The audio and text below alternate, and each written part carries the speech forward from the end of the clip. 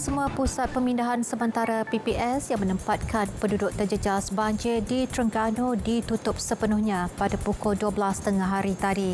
Pengarah Angkatan Pertahanan Awam Malaysia Daerah Besut, Kapten PA Ramlan Ros Wahid berkata, PPS terakhir ditutup ialah Masjid Kampung La melibatkan 22 mangsa daripada 5 keluarga.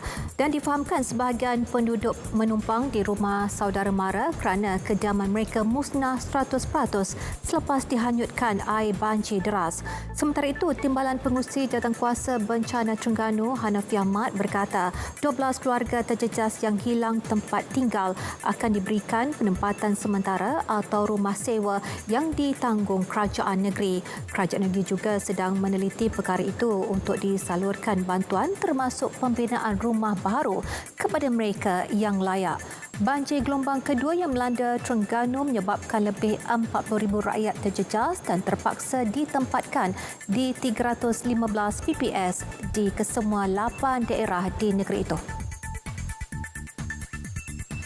Impian negara untuk mengecap kegemilangan dalam arena sukan boleh dicapai terutama dalam pemburuan pingat emas pertama negara pada Sukan Olimpik Paris 2024. Menteri Belia dan Sukan Hanayo berkata perjumpaannya dengan pelbagai pemegang taruh berkaitan menyerlahkan hakikat bahawa kejayaan dalam arena sukan bukanlah hasil kegigihan satu pihak tertentu semata-mata, sebaliknya menuntut pembabitan pelbagai pihak.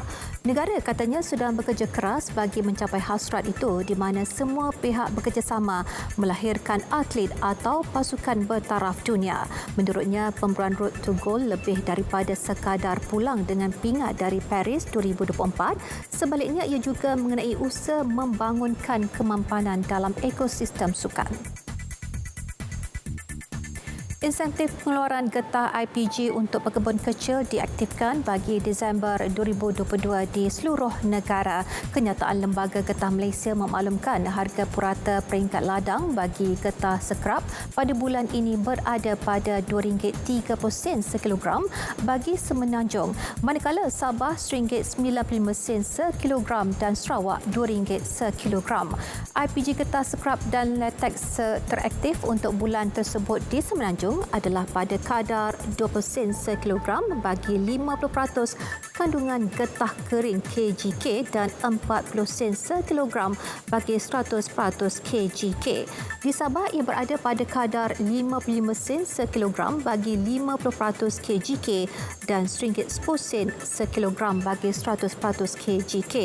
IPG di Sarawak pula masing-masing pada 50 sen sekilogram bagi 50% KGK dan RM1 sekilogram bagi 100% KGK. Sementara IPG latex teraktif pada kadar 90 sen sekilogram bagi 100% KGK. Pekebun kecil di Semenanjung, Sabah dan Sarawak layak menerima bayaran IPG berdasarkan pengeluaran Disember 2022 mulai 1 hingga 31 Januari 2023. Barbara Walters, wartawan televisyen terkenal Amerika Syarikat, meninggal dunia pada usia 93 tahun pada Jumaat. Walters yang menyertai ABC News pada tahun 1976 merupakan penyiar berita serta penyampai dan wartawan paling lama berkhidmat. Bob Iger, Ketua Pegawai Eksekutif The Walt Disney Company dalam satu kenyataan berkata, Barbara adalah legenda sejati, perintis bukan sahaja untuk wanita dalam kewartawanan tetapi untuk kewartawanan itu sendiri. Wartawan Amerika itu terkenal dengan teknik berkesannya dalam menemu ramah tokoh terkenal dunia. Sepanjang 5 dekad dalam dunia penyiaran, Walters menemu buah ramai pemimpin dunia termasuk Fidel Castro dari Cuba, Margaret Thatcher dari Britain, pemerintah Libya Muammar Gaddafi, Saddam Hussein dari Iraq dan setiap Presiden Amerika Syarikat sejak Richard dan Pat Nixon. Dengan itu, sekian minta. Assalamualaikum dan salam perpaduan.